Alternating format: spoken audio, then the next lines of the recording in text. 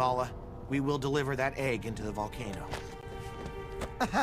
When you say we will, you actually mean you will, right? Okay, great. Check you later. By the looks of the lava, we have a small window, but it should be just enough time to get in and get out. Exactly. You thinking what I'm thinking, Fishlegs? Ugh, here it comes, another Hicklegs love fest. I'll fly the egg down. Hiccup, I think you mean I should fly the egg down because Gronkles are more accustomed to lava. Well, that's true, yeah, but a Night Fury has the distinct speed advantage, don't you think? Gentlemen, time is waning. Hiccup, Haddock, and the Night Fury will fly the egg to the cabin. Right. Yes. Oh, okay.